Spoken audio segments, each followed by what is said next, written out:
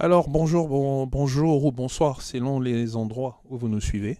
Bienvenue à notre émission qui est mon prochain, où aujourd'hui nous allons parler de la toxicomanie. C'est pour faire suite à notre émission que nous avions eue la dernière fois sur la délinquance juvénile. On a essayé de voir les causes, les sources de ce problème social qui est quand même très important et qui touche notre société. Et aujourd'hui, nous avons décidé de parler de quelque chose de beaucoup plus spécifique, la délinquance, qui fait partie de la délinquance juvénile. Donc aujourd'hui, nous avons décidé de parler de la toxicomanie. Alors, je ne suis pas seul, j'ai Fanny avec moi et Aristote. Bonjour, bonjour tout le monde. Voilà, je suis le frère Aristote et puis on va essayer de partager sur ce thème-là. Voilà, merci. Bonjour à tous. Alors, sans plus tarder, la toxicomanie, c'est quoi? En fait, la toxicomanie est une dépendance physique et même psychologique à une ou plusieurs substances psychoactives comme l'alcool, le tabac, les drogues ou certains médicaments, les opioïdes comme le fentanyl ou le tramadol.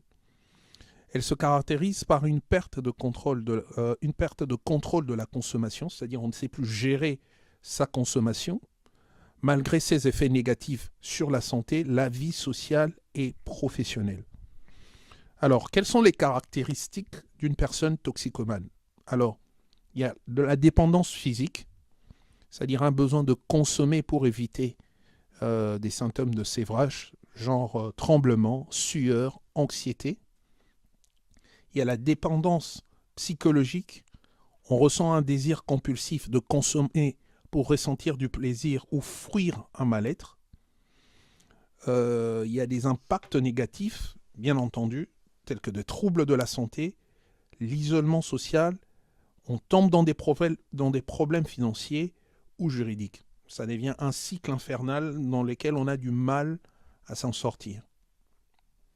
Alors, quelles sont les causes de la toxicomanie? La toxicomanie résulte d'un ensemble de facteurs à la fois biologiques, psychologiques et sociaux qui favorisent la dépendance aux substances psychoactives. Alors, les facteurs biologiques, certaines personnes ont des prédispositions parce qu'ils ont un système neurologique plus vulnérable aux addictions. Il y a cette action que ces substances ont sur le cerveau, donc ça modifie les circuits de la récompense, donc dans la sécrétion de dopamine, entraînant un besoin compulsif de consommer. Les facteurs psychologiques, les troubles mentaux, la dépression, l'anxiété, la schizophrénie ou troubles bipolaires augmentent le risque de consommation.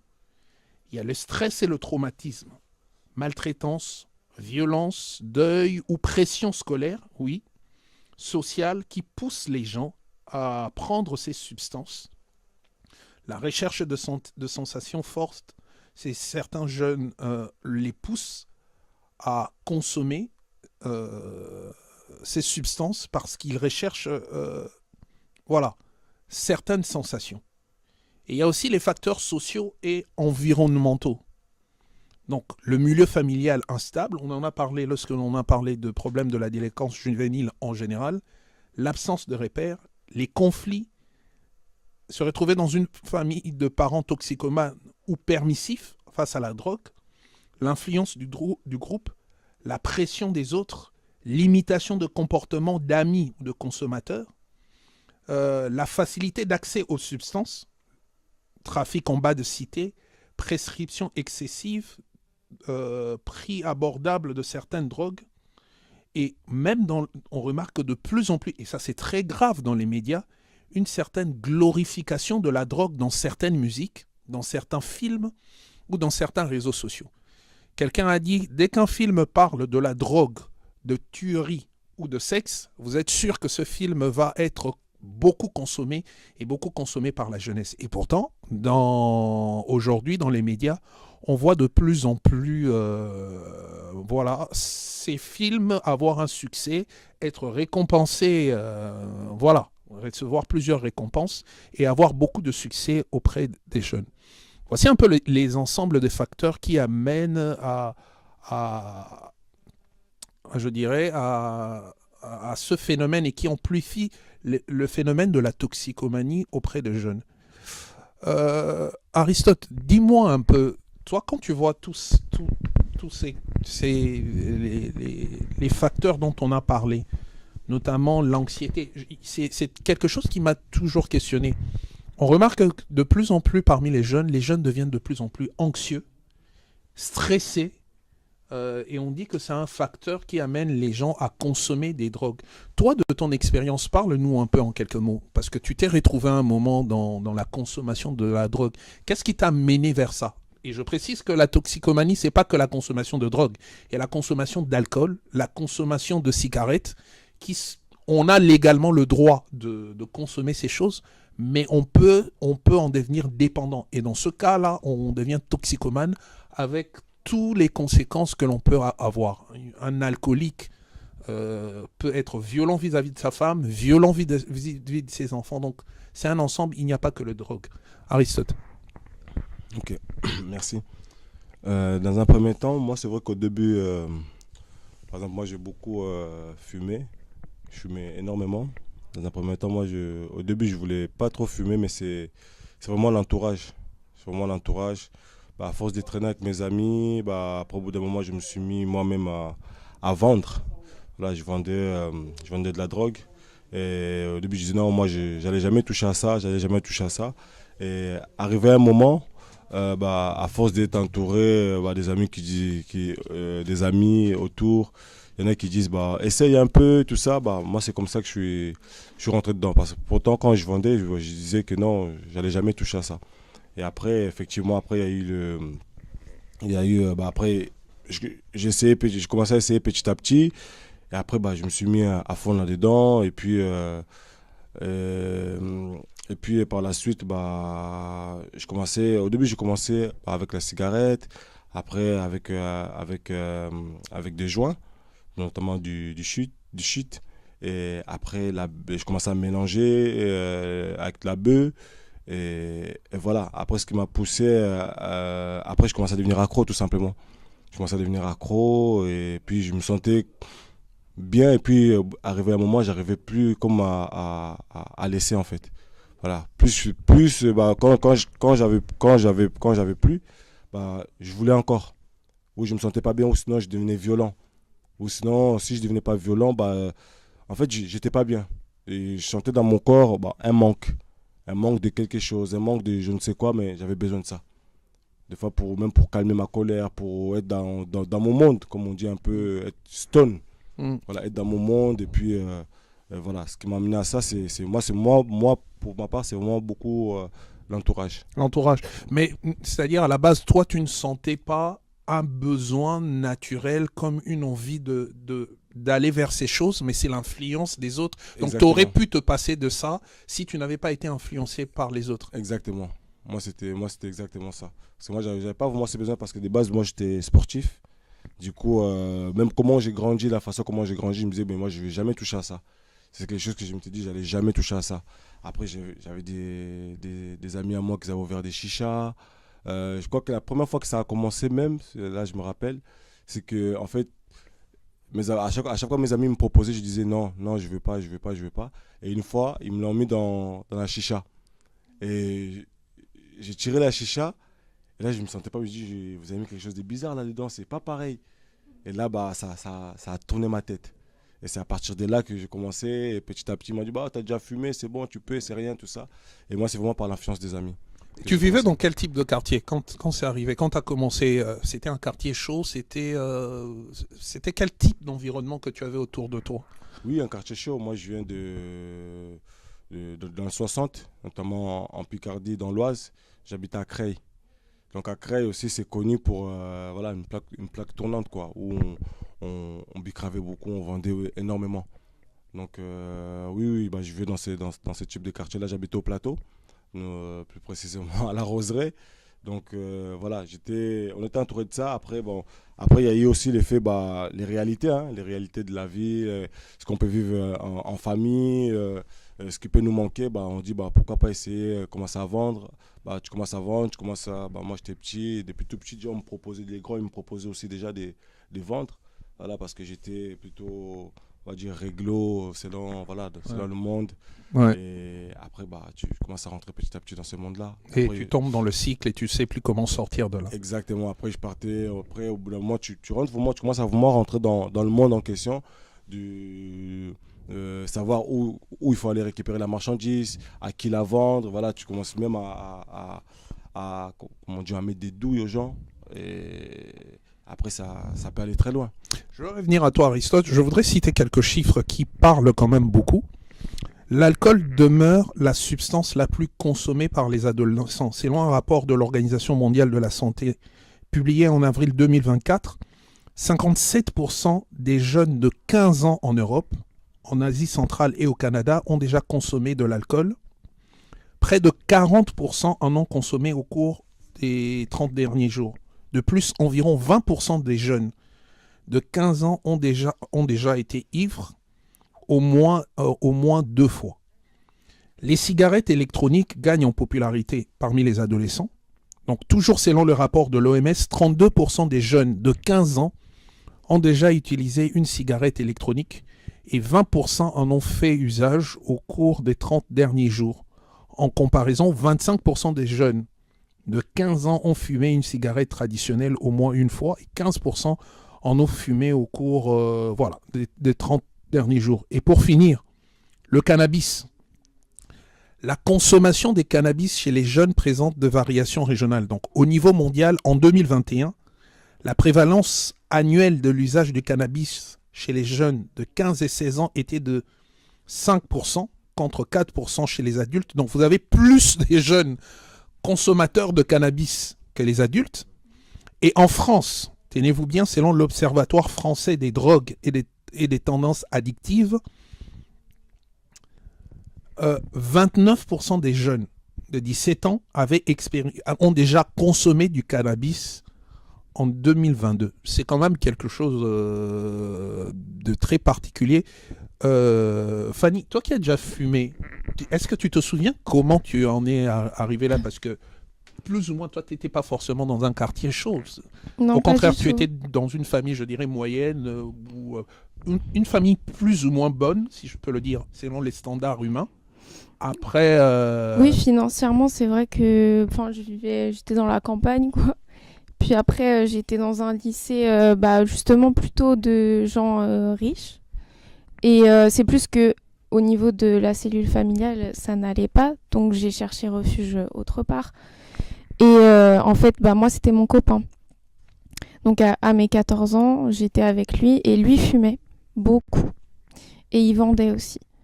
Donc, du coup, je me suis mise à fumer parce que lui, il fumait. Même s'il voulait pas trop que je fume, moi, ça m'a permis... déjà, le fait d'avoir un copain, c'était déjà un refuge. Et ensuite, le fait d'avoir trouvé ça, c'était aussi un refuge.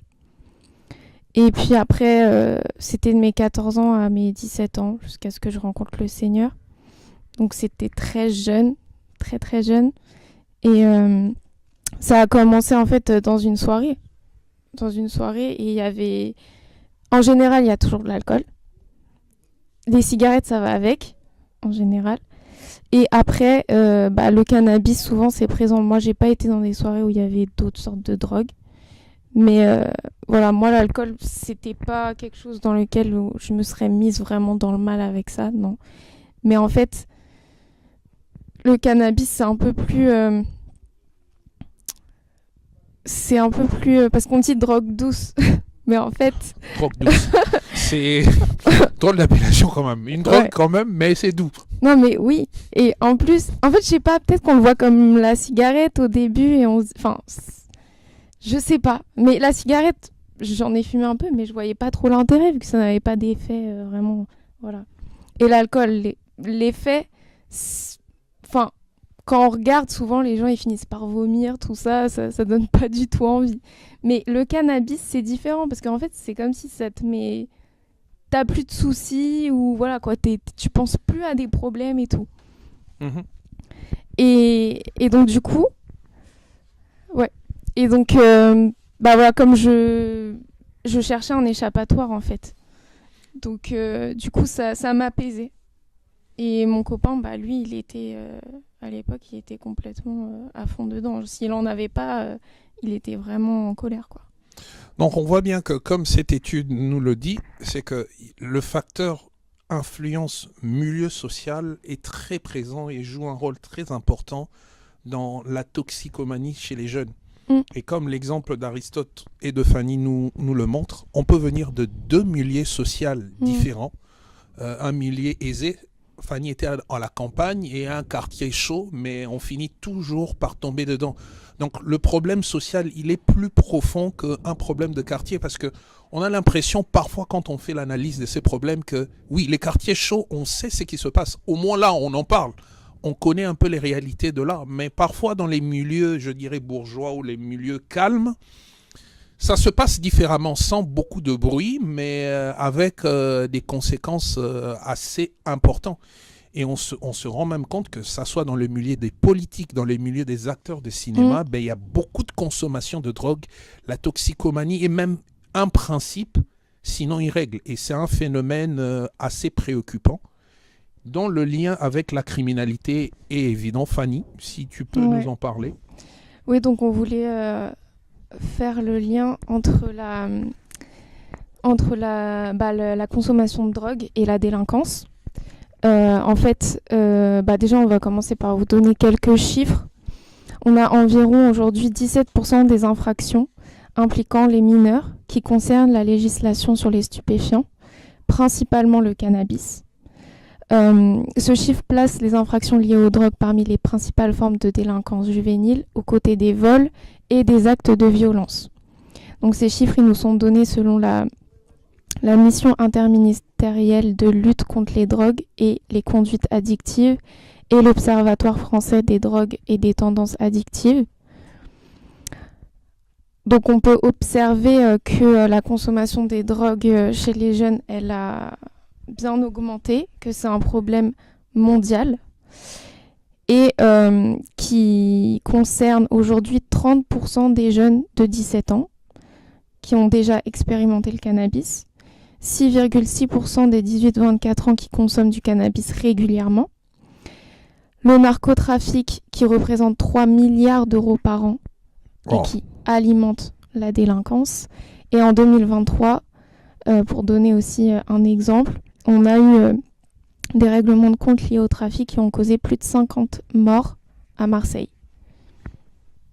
Les règlements de compte, tu en as connu, Aristote, liés à la drogue ou des choses comme ça? Oui, j'en ai connu moi-même déjà. Comment dire, j'ai déjà été. Parce qu'en fait, des fois, on donnait à des personnes pour vendre aussi pour nous. Et du coup, on attend forcément de l'argent en retour. Si la somme comment dire, c'est pas la bonne somme ou l'argent tarde à venir, on va récupérer ce qu'on doit récupérer, ou on va régler nos comptes, quoi. Tout simplement, d'ailleurs, moi, ça m'est déjà arrivé parce on avait donné en tout cas de la drogue à quelqu'un pour vendre pour nous, et il nous faisait tourner en rond. Et là, une fois, on l'a croisé, et là, en tout cas, c'était passé de peu, il a failli mourir. Je pense que le Seigneur aussi m'avait épargné de tout ça. Donc oui, effectivement oui, c'est déjà arrivé. Et moi-même aussi, déjà, une fois aussi, les grands, à l'époque, m'avaient donné de la marchandise, comme on dit, de la marchandise pour vendre. Et j'ai tardé, en fait, à leur rendre de l'argent. J'ai failli passer à l'époque. J'ai failli passer aussi. Mais je pense encore une fois, le Seigneur m'avait épargné. Oui, il y en a beaucoup. Les événements dont tu parles, ça date de combien d'années, ça? 2006, 2007. Tu avais quel âge à l'époque? Là, j'ai 34 ans. J'étais jeune. Hein. Ouais, 2006, c'est il y a 10 ans. Donc tu devais avoir entre 24 ans, c'est ça? 24? Non, non, non, non. Plus jeune? Non, non, plus Plus jeune. jeune. Plus Ah. jeune. En tout cas, moi, je suis rentré dedans même à l'âge de 16 ans. Waouh. À l'âge de Et 16 ans. ce réseau dans lequel tu étais, avec lesquels vous vendez, la moyenne d'âge, d'après toi, vous aviez quel âge? Les gens que tu rencontrais, est-ce qu'il y avait beaucoup de jeunes de moins de 18 ans à Bien l'époque? sûr, 15 ans. 15 ans parce qu'après, il y en a beaucoup aussi qui ont arrêté l'école. Du coup, quand tu arrêtes l'école, au bout d'un moment, bah, voilà, tu te retrouves dans, comme on dit, dans les histoires louches, bizarres. Et oui, 15 ans, 16, 17, oui, il y en avait énormément. En tout cas, moi, c'est dommage. Mes amis, la plupart, oui. Après, moi, j'avais beaucoup d'amis qui étaient plus âgés que moi. Donc, automatiquement aussi, je suis rentré dedans. Après, j'ai eu beaucoup d'amis aussi qui sont rentrés, qui avaient pris des 20 ans de prison. Ouais, des gens de chez moi que j'ai retrouvés plus tard, vraiment, et auxquels bah, on partait aussi leur donner de la marchandise. Hein. J'étais, comme on dit, des missiles, on appelait ça des missiles. Oui, et il y avait énormément. Ou sinon, bah, un tel il me doit de l'argent, bah, il faut le retrouver. Il faut aller chez lui. Bah, nous, on prenait des véhicules et puis on partait régler les comptes. Ouais. Et clairement, quand tu dis vous allez régler des comptes, vous allez avec des armes, des couteaux. Oui, oui, armes, cagoulées, Wow. des armes blanches, et puis voilà, il y en a. Peut-être là, j'ai du mal à raconter comme ça, parce que voilà, ça me rappelle un peu des souvenirs au moment où tu vois du sang, où Ok. ouais, tu te dis, mais là, en fait, je me pose la question, mais est-ce que c'était vraiment moi, par exemple? Je dis, Ok. mais c'est compliqué un peu à expliquer comme ça. Et, oui, on a déjà eu à régler même des gens, il y en a qui étaient avec leur famille. Tu vois, Carrément. oui, et avec leurs enfants, mais toi, sur le coup, tu regardes pas tout ça. Toi, tu veux ton argent. Tu me dois de l'argent, eh bah, tu dois me le rendre, c'est tout. Parce que moi, derrière aussi, je dois rendre des comptes. C'est comme ça. Wow. Ouais, bah, comme on l'observe suite à ton témoignage, en fait, il y a énormément de conséquences autour de la drogue. C'est pour ça que ça entraîne beaucoup de problèmes au niveau de la délinquance. On peut avoir comme conséquence justement des règlements de compte violents entre des gangs ou entre des personnes directement, arrestation et peine de prison, et enrichissement des organisations criminelles et instabilité dans certains quartiers. Les jeunes, ils sont souvent recrutés par des réseaux criminels pour être guetteurs, revendeurs ou transporteurs. Et en fait, on observe que ça commence petit, entre guillemets, parce que c'est un petit peu les bonnes victimes. Tu peux surveiller, tu peux être guetteur.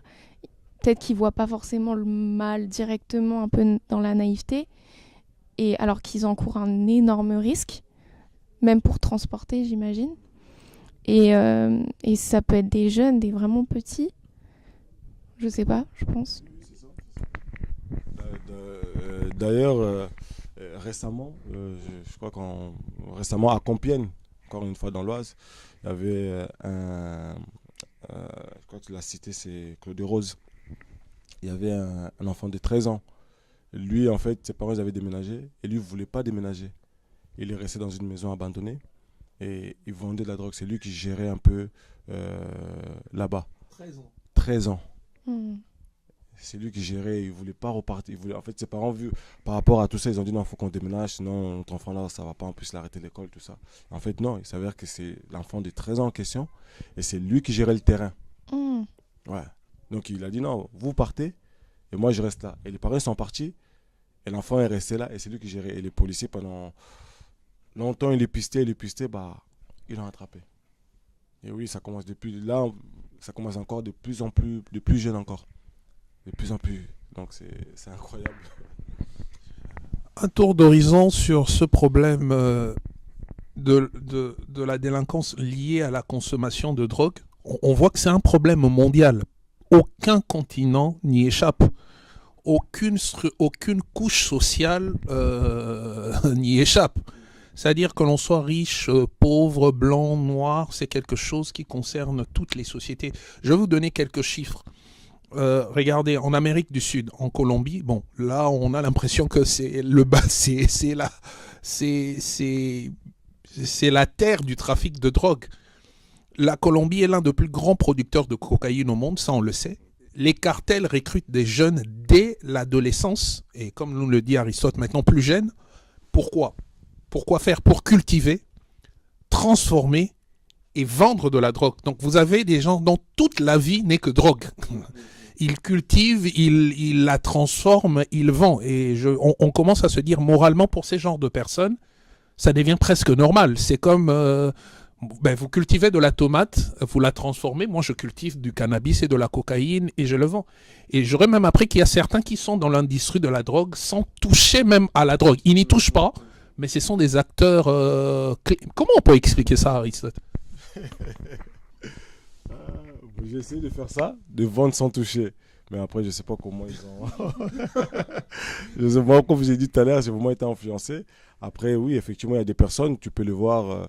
voilà, comme on dit, lui c'est un intello. Lui, il a l'air d'être sage. Voilà. Mais en fait, c'est un grand trafiquant. Ah ouais, c'est les derniers des trafiquants. Connu toi-même ? Moi, je l'ai connu. J'en ai connu au collège. Au collège, il y avait un qui venait à l'école. Il venait histoire d'être là. Mais en fait, là, c'était pas son problème, l'école. Et quand il gérait en fait les terrains. Il gérait les terrains parce que c'est aussi ses grands frères qui l'ont transmis ça, qui l'ont appris ça. Oui, j'en ai connu. Et tu le voyais, il était là, normal. Et comme quelqu'un, voilà, un télo, tout ça. Mais derrière, non, c'était quelqu'un, comme on dit. En Afrique du Sud, le niaop, un mélange de drogue bon marché, donc c'est un mélange d'héroïne, d'antirétroviraux et de cannabis. Mais un mélange antirétroviraux, c'est un médicament normalement, mais on en fait de la drogue. Cette drogue ravage les quartiers pauvres. 50% des délits commis par des jeunes sont liés à la drogue en Afrique du Sud. Et il y a un manque de centres de traitement et beaucoup de toxicomanes qui sont en réalité que des victimes, comme on en rencontre ici en France, sont fortement stigmatisés et ne sont pas aidés. Aux Philippines, par exemple, depuis 2016, une guerre contre la drogue brutale a été menée sous le président Duerte. Plus de 6 000 suspects ont été tués par la police et forcément, quand on règle comme ça, on tue même des innocents. Le pays criminalise fortement les consommateurs, même les mineurs, au lieu de proposer une approche médicale ou une approche d'inclusion, parce que comme on l'a vu avec les sources de la délinquance juvénile, parfois les causes, c'est le déclassement social, l'abandon, la misère, et ces genres de circonstances favorisent ça. Aux États-Unis, certains États comme la Californie ont légalisé le cannabis, mais la crise des opioïdes fait des ravages. Les opioïdes, c'est tout ce qui est fentanyl ou tantanil, ces genres de médicaments que les gens détournent pour devenir une consommation de drogue. Est-ce que toi aussi, tu as baigné un peu dans ça, dans ce trafic-là des médicaments Pas dans le trafic des médicaments. Par contre, j'ai connu des personnes qui transportaient en fait de la drogue, par exemple du Brésil à ici. Mais comment ? En fait, comment dire ça ? Je sais pas s'ils avalaient ça. C'est au niveau de leur ventre. Ouais. Ils cachaient ça. Des mules, comme on les appelle. Ouais, c'est ça. Et j'ai connu ce type de personnes, mais sinon, moi, non, je n'ai pas baigné dans ça. Et en Europe, prenons l'exemple du Portugal. Depuis 2001, la consommation des drogues est dépénalisée. Plutôt qu'envoyer les toxicomanes en prison, les pays investissent dans des programmes de réhabilitation et d'accompagnement, ce qui peut aider. Et les résultats, c'est qu'on a observé une certaine baisse du nombre d'overdoses et de la criminalité. Mais est-ce que cette solution marche ? Quelles sont les solutions que l'on peut, qui peuvent être envisagées, Fanny, d'après toi ? Alors, il y a plusieurs approches. Donc déjà, on va avoir la sensibilisation. Pour plus prévenir qu'avoir à guérir une fois que le mal est fait. Donc ça va être l'éducation dans les écoles. Il y a déjà un gros travail, en tout cas en France, qui se fait. On tenait à dire quand même que il y a des gens qui travaillent dans ce milieu, c'est pas évident et il y a beaucoup de choses qui sont mises en place pour. Les campagnes d'information sur les réseaux sociaux, affiches, interventions. Bien sûr, le rôle des parents, détecter les signes chez son enfant, la communication et l'encadrement. On observe que grâce aux campagnes, le tabagisme des jeunes a chuté de moitié en 10 ans. Je voudrais revenir, avant que tu ne continues, Fanny. Aujourd'hui, Aristote, toi, tes parents, ça veut dire tu as connu ces milieux. Est-ce il y a une façon pour détecter ce problème chez un enfant ou un jeune, un adolescent? Est-ce que toi, avec les reculs maintenant, parents, tu es passé par là? Tu as gardé certains contacts avec ces milieux? Je pense que déjà en tant que victime, parce que je pense que quelque part aussi tu étais une victime, et aujourd'hui en tant qu'enfant du Seigneur, tu veux aussi venir en aide à ces personnes-là. Est-ce qu'il y a une manière, il y a des signes qui pour toi montrent qu'il y a un problème, il y a quelque chose qui a commencé dans ce sens chez un jeune homme ou chez un enfant? Euh, oui, il y a des signes. Tu vois, je sais que au niveau, le comportement il change. C'est-à-dire l'enfant, bah, il se prend déjà pour un grand par rapport à son âge. Il dit, bah, je suis un, je suis un bonhomme. Voilà, je suis un bonhomme parce que je touche déjà aux choses des grands. Et puis, euh, et puis physiquement, au niveau de l'œuvre, quand tu fumes, au bout d'un moment, bah, la couleur elle change. D'accord. Voilà, elle devient plus foncée. Donc ça aussi, c'est une des signes. Même la mine. Voilà, quand si tu connais ton enfant, tu vas savoir que non, là, il y a un problème. Là, tu vas voir qu'au niveau du visage, au niveau du teint, des yeux, il y a quelque chose qui change. Après, derrière ça, il y a l'odeur. Moi, je sais que je suis très sensible quand quelqu'un fume, même de loin. Je sais que non, là, c'est la cigarette ou c'est tel, tel produit. Aujourd'hui, alors, en tant que parent et en tant qu'enfant que tu as été et que tu es, tu penses qu'il y a des choses que tes parents auraient dû faire qu'ils n'ont pas fait, qui t'auraient aidé à ne pas tomber dans la drogue et que toi, aujourd'hui, tu pourrais conseiller à d'autres? Euh, En tant qu'enfant, est-ce que tu penses que tes parents auraient pu faire quelque chose qui t'aurait empêché de tomber là-dedans? Avant de parler de l'État, des quartiers, on sait que ce problème, il est général. Il y a l'environnement, mais déjà au niveau de la maison, est-ce que tu penses qu'il y a des choses que toi, t'as manqué, qui ont fait que tu te retrouves dedans et que si ces choses étaient là, t'aurais pu éviter ça? Parce que tout le monde dans les cités ne mhm. prenne pas la drogue, tout le monde Non, n'y pas, touche non, pas. tout le Il y a monde. quand même des gens qui y résistent. Bien C'est sûr, pas bien des sûr, anges, on est bien sûr. d'accord. Mhm. Après, moi, c'est dû je sais pas, c'est vraiment mon parcours aussi de manière individuelle, dû à mon passé, parce que avant de venir toucher tout ce qui est cigarettes ou de la beuh, du shit, tout ça, bah, j'avais déjà commencé en Afrique avec l'essence. D'accord. Voilà, on mettait de l'essence où on... Voilà, Vous et ça, inhalez de l'essence. exactement. Et ça, les parents, je crois ils ne savaient même pas jusqu'à présent, ils ne savaient même pas que j'ai touché à toutes ces choses-là, vu papa on passe. Après, arrivé ici, ah bah, je sais pas, peut-être, bah, je sais même pas comment dire ça, mais je pense que les parents, ils ont fait ce qu'ils pouvaient faire, en tout cas à leur niveau. Et puis voilà, pour moi, c'était vraiment l'influence après au niveau des parents, parce que dans ma famille, mon père ou ma mère, ils n'ont jamais touché à ça. Après, D'accord. j'étais tout petit, je crois que j'ai vu une fois mon père au milieu de personnes qui fumaient. Il y avait plein de fumée dans une salle et lui, il était là au milieu avec une pomme, à manger une pomme. Et voilà, et ça, c'est quelque chose qui m'était resté dans la tête. Sinon, non, mes parents, il y avait personne qui fumait après. Voilà, c'est tout. Fanny, je voudrais revenir à toi. Tu as dit quelque chose tout à l'heure. Tu trouvais un refuge déjà auprès de ton copain, mais aussi quand tu as commencé à... Un refuge par rapport à quoi? Qu'est-ce que tu fouillais euh, euh, pour que tu ailles trouver un refuge là? Et je te repose la même question qu'Aristote.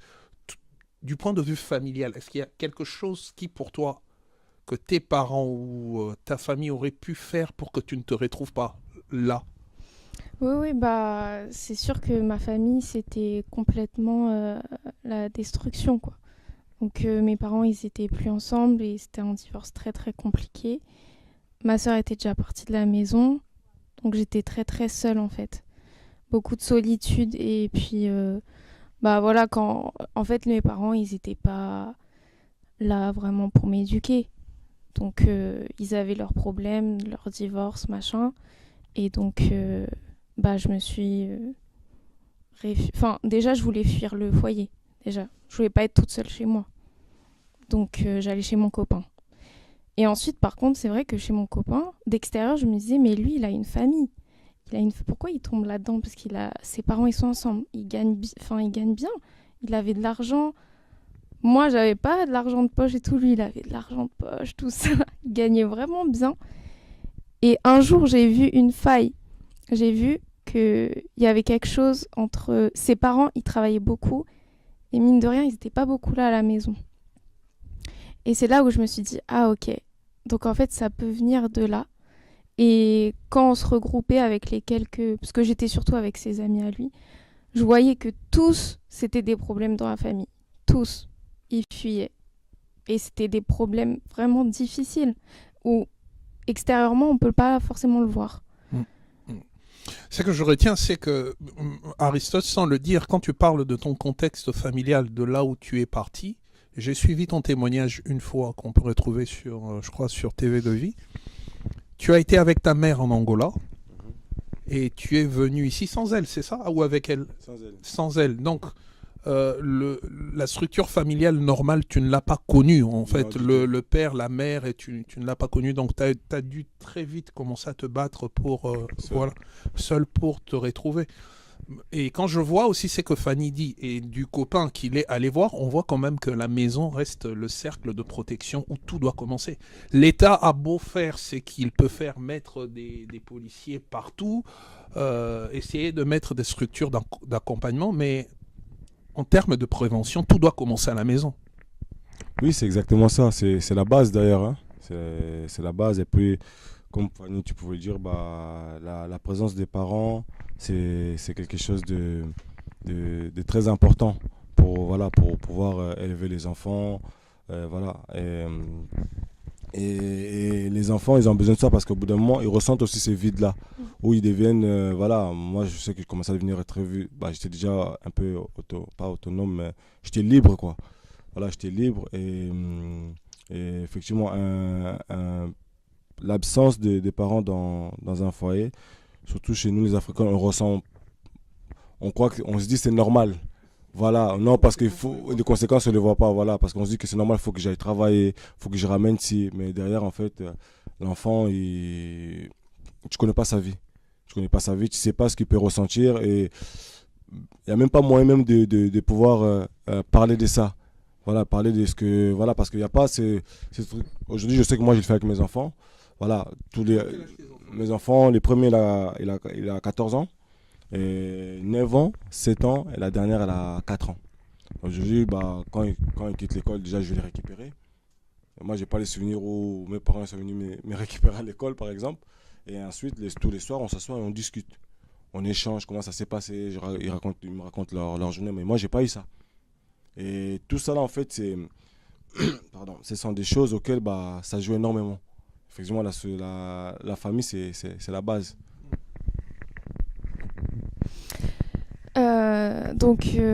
Du coup, il y a quand même des choses qui sont mises en place si dans la famille c'est compliqué. Il va y avoir des accompagnements pour les jeunes, des activités sportives et culturelles pour occuper ces jeunes, parce que c'est vrai que parfois c'est juste l'ennui aussi. On a le fait de dialoguer avec les jeunes vulnérables, les éducateurs de rue, qui font un gros travail, et l'aide à l'insertion avec la formation et un emploi pour éviter la récidive.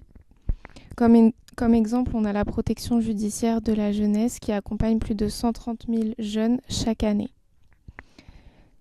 On va aussi avoir la répression et lutte contre le trafic, donc des amendes et des sanctions qui sont mises en place. Depuis 2020, c'est 200 € d'amende pour consommation de stupéfiants. Plus de 15 000 opérations anti-drogue en 2023 en France. Et aussi la mise en place de peines alternatives, des stages de sensibilisation au lieu de la prison pour les primo-délinquants. Grâce à la répression du trafic, plus de 157 tonnes de cannabis et 27 tonnes de cocaïne ont été saisies en France en 2023.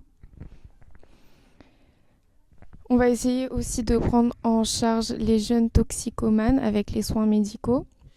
l'accès à des centres de désintoxication, le sevrage et le suivi médical, la méthadone et l'accompagnement psychologique, et une réinsertion en chantier éducatif ou des formations professionnelles. En 2023, plus de 40 000 jeunes ont été pris en charge dans des structures spécialisées. Donc on voit qu'il y a quand même un gros travail qui a été fait. Et effectivement, il peut y avoir le fait de ne pas avoir une occupation. Et ça, on l'a vu aussi avec les témoignages à Madagascar. Des jeunes qui, en plus, ils ne trouvent pas de travail. Ouais. Même après l'école, même en France, ça devient compliqué de trouver un travail. Donc, on se dirige vers de l'argent plus facile. Hein. Ouais. C'est évident. Et on a évoqué les solutions comme tu les as évoquées, Fanny. Mais dans chacune de ces solutions, il y a toujours... Après, on est sur Terre. Les humains mettent en place des choses. Vaut mieux faire que ne rien faire. Mais on se rend bien compte que la solution dessus de tout, ça reste le Seigneur Yeshua qui vous a sorti de là. Et en quelques mots, dites-nous un peu comment ça s'est passé. Je sais que c'est trop long, mais en quelques mots, peut-être que vous l'avez expérimenté. Moi, je le dis. Je ne le dis pas en tant que de l'expérience, mais voilà, on a parlé de Yeshua à des personnes, on leur a annoncé l'évangile. Moi, je voudrais savoir, parce que les gens mettent en place des suivis psychologiques, des groupes, des paroles pour que les gens changent. En quoi est-ce que le fait d'avoir rencontré la personne du Seigneur Yeshua, de Jésus, te fait arrêter la drogue? Comment ces addictions partent comme ça? Parce que je pense que c'est une solution pour cette société. C'est pour ça peut-être qu'on peut aussi l'apporter sans rejeter toutes les autres solutions dans ces cités auprès de ces personnes. Ah, waouh. Non, c'est magnifique. Non, comment dire ça, en fait, comme on dit depuis tout à l'heure, là, c'est vrai que les hommes ils mettent en place pas mal de choses en place pour peut-être que ces personnes-là puissent s'arrêter. Voilà, aujourd'hui, ils mettent même j'ai découvert ça il y a pas longtemps, une fois quand je suis parti évangéliser. Et il y en a, ils prennent le puff pour essayer d'arrêter. Voilà, exactement. Moi aussi, j'ai posé la même question. J'avais posé la même question. Mais c'est vraiment des enfants des enfants. 14, 13, 12 ans, 10 ans même qui prennent ça. Même, il y en a même qui prennent ça devant leurs parents. Ils disent non, c'est pour essayer d'arrêter. Ils mettent même... En fait, c'est comme la chicha, mais c'est un petit truc comme ça. Je ne sais même pas comment expliquer. J'ai découvert ça récemment. C'est sorti là il n'y a pas longtemps. Où ils mettent en place aussi des types de gadgets. Je ne sais pas trop comment on appelle ça pour aider la personne à arrêter de fumer. Mais la solution en vrai... c'est Yeshua. Parce que c'est vraiment Yeshua qui est capable de nous délivrer entièrement de la nicotine, de la cigarette, de la drogue ou de l'alcool, tout ça. Parce que autrement, moi je sais qu'auparavant j'avais essayé de moi-même, mais je n'arrivais pas. Je n'arrivais pas parce que le soir, il y avait toujours ces besoins-là où j'ai transpiré, il y avait ces manques-là. Je disais que c'est pas possible. Des fois, je sortais à 1h, 2h du matin de chez moi parce qu'il il fallait absolument que je puisse fumer. C'était pas possible, c'était vraiment compliqué. Mais je sais que les jours où le Seigneur s'est révélé à moi, de nouveau, voilà, parce que j'étais rétrograde, de nouveau, j'étais entre quatre murs. Je me suis dit non, là, c'est fini. C'est fini parce qu'en fait, il est trop sain en fait. Là où je pouvais ressentir ces vides-là, lui, il est venu combler. Et c'était vraiment ça. Et du coup, vu que j'étais dans même les termes, je commençais à oublier les noms, tout ça, dans une prison où c'était des personnes qui avaient pris des grosses peines. J'étais qu'avec des personnes qui avaient pris des 10 ans, 15 ans, 20 ans, des peines vraiment à des chiffres, comme on dit. Et du coup, ça veut dire qu'on avait les cellules en fait toute la journée ouvertes. C'est-à-dire à tout moment, on pouvait aller dans l'autre cellule, fumer ou jouer à la play, faire ce qu'on veut en fait, ou aller à la muscule. Et du coup, j'ai dit dans mon couloir, j'ai dit à tous les détenus, j'ai dit, moi, c'est fini. Je veux plus de cigarettes, plus de drogue dans ma cellule. à partir de maintenant, c'est oh, mais pourquoi? Parce que voilà, avec ma petite barbichette, il y en a qui croyaient que j'étais musulman. Je leur dis, je ne suis pas musulman, je suis chrétien. Donc, Yoshua a touché mon cœur et je me dois d'arrêter ça. C'est fini parce que fumer tue. Donc, je me tue moi-même en fumant, en fait. Et c'est vraiment la rencontre avec le Seigneur. Et depuis là, bah, par la grâce d'Élohim, en tout cas, j'ai pu arrêter. Vraiment, parce que la solution, vraiment, c'est vraiment le Seigneur. C'est vraiment le Seigneur. Il y en a, ils mettent même des types des patchs, je sais plus comment, des badges, voilà, sur les bras pour arrêter de fumer. En gros, ça va les aider. Mais bon, non. La solution, c'est Yoshua Mashiach. Il n'y a pas d'autre chemin, il n'y a pas d'autre solution. La solution, ce n'est pas la religion, ce n'est pas le fait d'aller parler pour arrêter. Parce que beaucoup, ils font ça, bah, 1 an après, ils reprennent. 2 ans après, ils reprennent. Mais non, mais depuis que j'ai rencontré Yeshua, bah, j'ai arrêté et je n'ai pas repris. Et ça, c'est magnifique. C'est bon, on sent la passion quand tu parles. Et je voudrais signaler, peut-être d'autres vont entendre, vont dire, mais moi j'ai arrêté la cigarette, ça fait 10 ans, 15 ans, 20 ans. Mais il faut bien observer, on est sorti de la toxicomanie pour entrer dans une autre manie, laquelle, je ne sais pas, ça peut être de la dépendance affective, mais avec les mêmes conséquences. Voilà, on est tombé dans telle addiction pour aller dans une autre addiction que la société peut regarder comme n'étant pas une addiction. Voilà, parce que maintenant, il y a des drogues douces. Donc, moi, je suis dans la douceur de la drogue. Non, il n'y a qu'un homme qui est doux et qui a dit, venez à moi, portez mon fardeau. Il est doux et léger et c'est Yeshua. Et je crois que pour ceux qui ne sont pas chrétiens et qui nous écoutent, écoutez, on vous propose cette solution. De toutes les façons, vous ne perdez rien en essayant. Essayons toujours, et c'est aussi une interpellation pour tous les chrétiens. Je crois que le monde a besoin de cette lumière du monde. Ces toxicomanes, ces jeunes ont besoin qu'on leur apporte la solution que nous avons pour qu'ils puissent sortir de là. Et les gouvernements du monde ont aussi besoin de ça parce qu'ils réfléchissent, ils mettent des choses en place. Et pourtant, il y a une solution gratuite qui coûte 0 francs. Mais c'est là qu'il faut aller. C'est pour dire aussi aux chrétiens, arrêtons de nous enfermer dans les assemblées, dans les 4 murs, dans les programmes, les chorales. Allons aussi vers ceux qui ont besoin. Toi que le Seigneur a sorti de la cigarette et de la drogue, mais va voir ceux qui sont encore drogués et partage-leur cet amour. Il y a d'autres, s'ils ressentent simplement l'amour que tu as reçu, ben ils arrêtent la drogue parce que c'est le manque d'amour qui les a emmenés là. Or, il y a quelqu'un qui est amour, qui veut les aimer et peut-être que c'est la solution qu'il faut, Fanny. De ton expérience à toi. Ouais, amen. C'est vraiment le Seigneur, hein. Après, j'avais réussi à diminuer un peu un moment parce qu'il fallait que j'ai mon bac. Et en fait, quand j'ai commencé, bah, ça m'a fait décrocher aussi au niveau scolaire. Même si j'étais dans une... Enfin, voilà, j'étais bien à l'école, mais vu que je fumais à côté, j'avais plus d'intérêt pour l'école, en fait. Mais l'année du bac, je me suis dit, il faut que je rattrape mes 2 autres années. Il faut que j'ai mon bac, il faut que je parte de chez moi. En fait, c'était mon objectif. Donc, ça m'a fait diminuer. Mais le truc, c'est qu'une fois après le bac, là, le Seigneur, il commençait à m'appeler. Et j'en parlais à mon copain, mais lui, non, il voulait pas, en fait. Et donc, ça m'a frustrée et j'ai décidé de le quitter. Et donc, après, le problème, c'est que j'ai commencé à acheter seule. Et donc là, j'ai vu que bon, bah, c'est toujours pas ça. Et là, le Seigneur m'a vraiment clairement convaincue de le suivre. J'ai rien vu ou entendu d'extraordinaire, mais je savais que je devais le suivre. Donc j'ai pris tout ce qui me restait, cigarettes, shit, tout. J'ai jeté et j'ai plus jamais retouché. Et ma prière, c'est que Seigneur, tous ceux qui suivent cette émission, qui sont esclaves de la drogue ou de quoi que ce soit, soient libérés au nom de Yeshua et que tu puisses les visiter là où ils sont. Et nous croyons que tu le fais, Seigneur. Amen. Amen. Eh bien, on est à la fin de notre émission. Et il y a 2 aspects que je voudrais aussi rajouter comme solution. C'est surtout des solutions de réinsertion.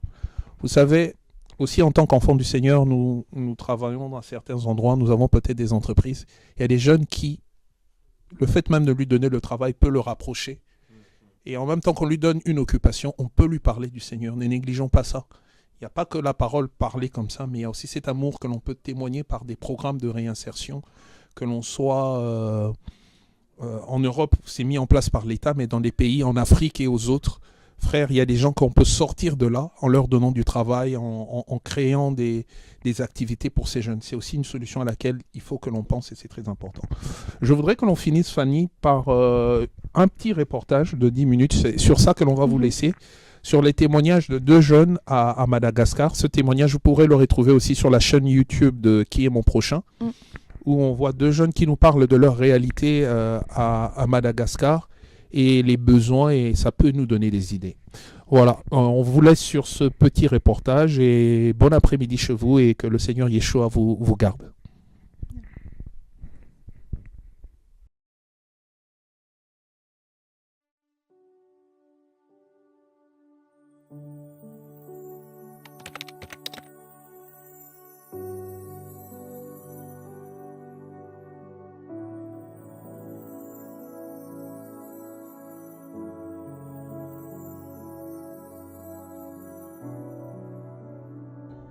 Bonjour frères et sœurs, alors voilà, on est à Antananarivo et dans un quartier très défavorisé, et on a rencontré cette famille qui a demandé la prière pour leur fils. Il s'appelle Tiour, si je prononce bien. Il a eu un accident et maintenant il est paralysé et il a quel âge?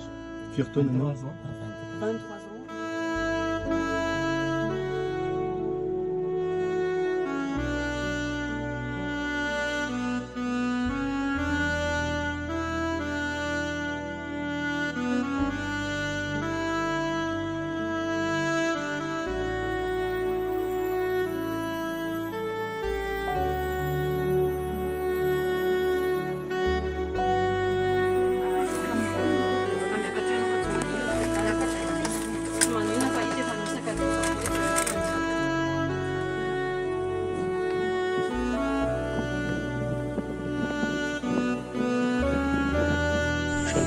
Frères et sœurs, nous sommes à Kalachir. Je vous montre Tiour qui vient d'être opéré mardi dernier. L'opération a duré plusieurs heures.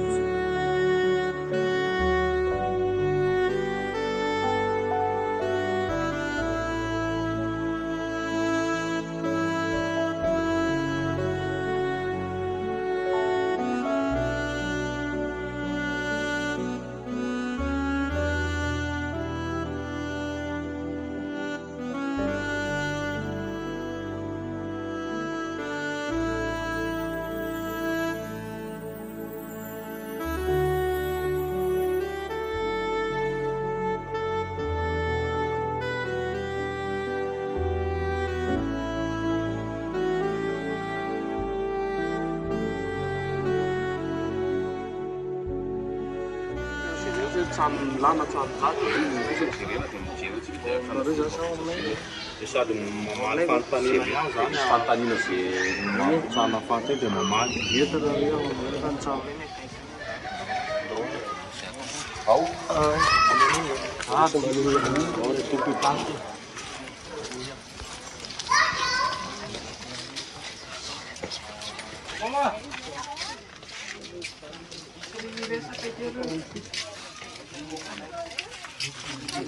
Manahoana mama Silio?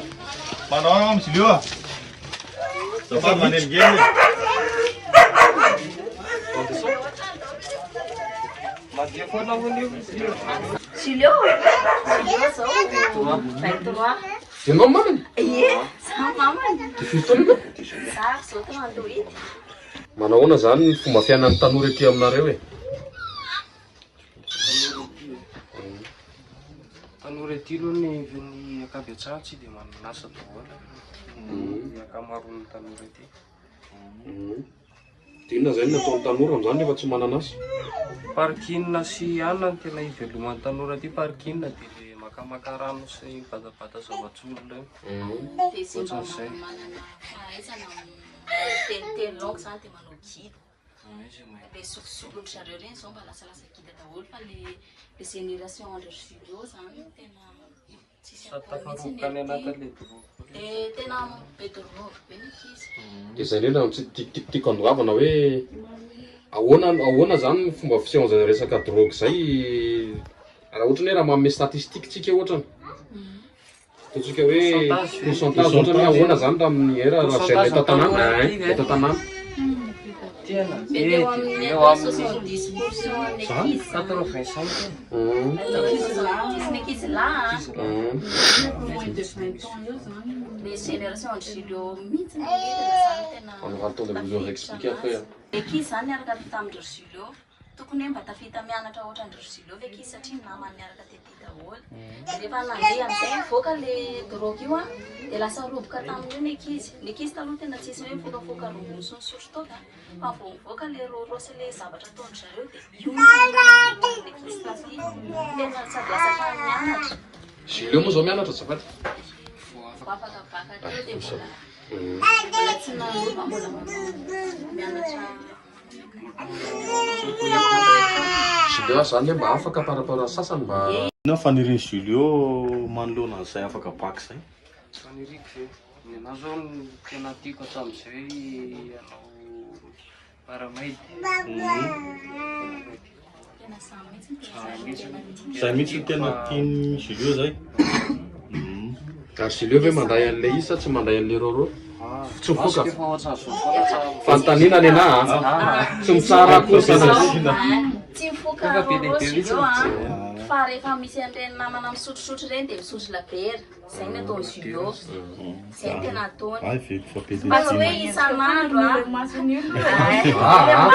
hitanareo mitanjana zany dia zao e aleo hitodika amin'ny fana amin'izay. fanday aloha zany raha ohatra hoe raha mba mety fana zafady Asio présentation aloha fana. Fano miaraka famezatsony zay mafano fiantsonana mifantatsy ny olona na hoe dada Fabrice. Firy taona fana?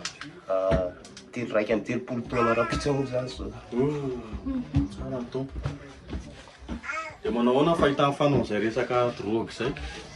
Izy aloha tena manjaka ilay izy satria izy koa en plus moa le olona tsisy atao dia zara raha mifampitarika kely amin'ilay kombrazy araka ilay teneninao manana 10 kely dia mifampiantso dia any mandany fotoana. Fialamboly koa moa tsisy aty an-tanàna ny tena marina dia lasa makany daholo. Inona natao fana amin'ny fiainana? Le miasa be fano. Miasa moa zany eo tantaraka any izy fa le asa koa tsy asa tsisy fifarana moa satria tsisy contrat izy zany tena marina. Asa tselika io zany?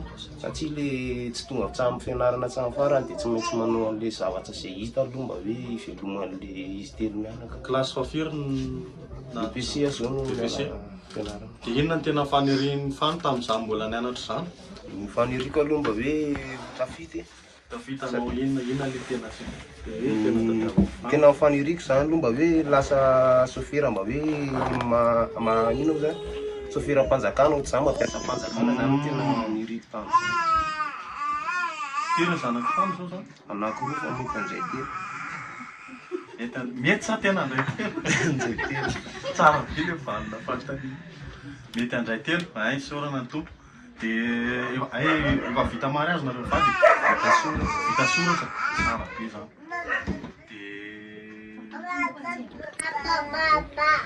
dia ahoana ry zany e ahoana zany fahitanareo an'le tanora ve raha ohatra ny raha misy le ny asa na ohatra ny fianarana asa dia mety hoe mazoto ve ny ankizy mazoto ve le bandy tantanàna raha ohatra ny raha misy zavatra zay. Tena tsara mihitsy zany hevitra zany aloha zao satria tsy maintsy mazoto ry zareo mety hiakabetsah moa satria eo amin'le sasasy any satria eo amin'le fotoana an'le eo amin'le hoe rorotosiliana zay manko mandany fotoana izy eo zareo malady raha Ohatra hoe taradany ray tsy mandray an'ilay izy dia malady amin'ny zareo izy dia zay mety Le sport, ils tiennent plus longtemps quand ils font du sport. nananazy le atan'izay satria le lalana sy le anina mikotama eritreretinao aty mipetraka nefa misotro manenjika fidy sy sambo mampalahelo daholo zany. Pour toi, c'est au centre-ville, c'est loin. Hein. Tout ça, ça fait des dépenses, ça fait des... Toutes les heures, il faut chercher quelque chose pour pouvoir s'en acheter, s'en procurer. Même pour voler des chouchous. Les chouchous là qui sont plantés dans la rue. Akoho zay zavatra hitan'ny zareo mihitsy zany e. Akanjo miantona ohatry Na ohatry na raha vidin'io na dia hoe 3 arivo fotsiny ary vidin'io dia efa izy amin'io tsy manarona ny olona koa moa misy manararoatra raha azony atao amin'ity tokantrano ity zao dia midina atao ambadika ato fotsiny le izy no mivarotra tsy mankalavitra fa ny olona samby ety ihany koa no Zay na voantsy io tany. zay mihitsy na voanazy dia norakoran'olona izy norakoran'le olona nangalatra tamin'ile toerana izy zany efa nangalatra Dia nandalo fotsiny. sendra nandalo fotsiny le olona efa niandry an'izay hoe iny dia nataony zareo tozomolotra fotsiny iny dia Hitanao hoe efa mandalo zany dia efa le fantatr'olona dia saka dia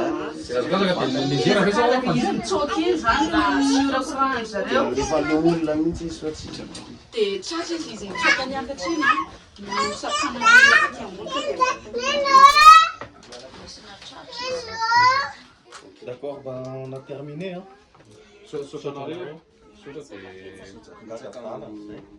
Makafaka sy ny